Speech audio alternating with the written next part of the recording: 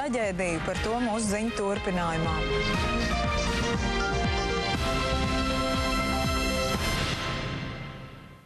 Neilgi pirms sestdien plānotā homoseksuālistu gājiena Rīgā pašvaldības deputāti pieprasījuši ārkārtas sēdi. Vairākums no viņiem vēlas aizliegt praidu. Viņi to pamato ar draudiem sabiedrības drošībai un likumībai, ko gājiens varētu izraisīt. Tomēr deputātu prasība ir noraidīta, un gājiens sestdien visticamāk notiks.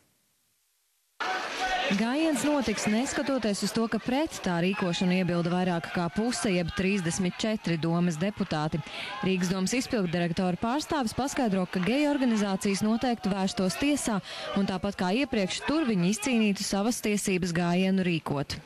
Drošības policija pateica skaidri un gaiši, ka viņu rīcībā nav nekādas ziņas par šādiem apdraudējumiem. Tātad rēķināsim, kādas būs mūsu iespējas tiesā uzvarēt. Un varbūt daudzi piemirst, ka tādā gadījumā šis pasākums būtu jāatļauj tajā teritorijā, kā viņš bija sākotnēji pieteikts. Un sākotnēji viņš tika pieteikts tur diezgan pamatīgs gājiens.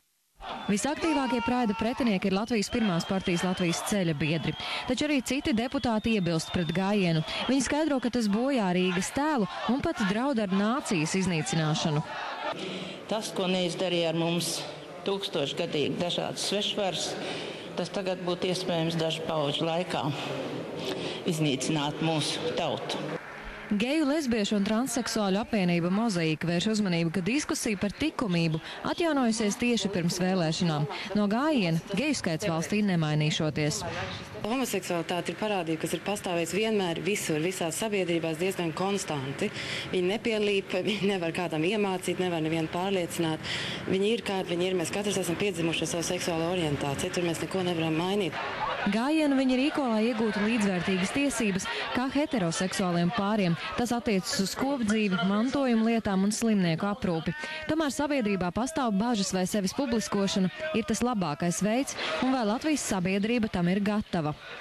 Vienkārši provocē visu laiku to citu sabiedrības daļu, kas nekad neiet uz ielām un nekliedz, ko viņi savās mājās intīmos apstākļos dara. Un tas ir ļoti neētiski, netikumiski un pretīgi un perversi. Arī viss šī pārdiepšanās un pervēršanās. Kultūra novērotāja un pētniece Aivita Putniņa uzsver, ka homoseksualitāte ir jebkurā sabiedrībā vien atšķiras veidi, kā to uztver. Citur pirms baznīcas iejaukšanās tā bijusi pat ritualizēta, bet citviet apspiesta. Tas nav tikai rietumu fenomens. Arī rietumu sabiedrībās gan geji un lesbietes ir bijušas visos laikos, un jautājums, cik šie cilvēki ir bijuši redzami vai neredzami. Un tad ir tāds posms, kā tiek prasīta varbūt tiesiska atzīšana, jo tas, ka šie cilvēki ir pastāvējuši, par to raksta arī vecā derība. Pētniece uzskata, ka gājiens tomēr ir efektīvākais veids, kā sabiedrībai likt apjaust savu dažādību. Latvijai tāpat kā citām valstīm ir jāaiziet šis pirmo diskutablo praidu posms. Gājiens notiks šo sestdien Vērmanas dārzā. Aiztikāne Andrejs Skangals, TV3 ziņas. Rīgā ķengaragā ar beisbolu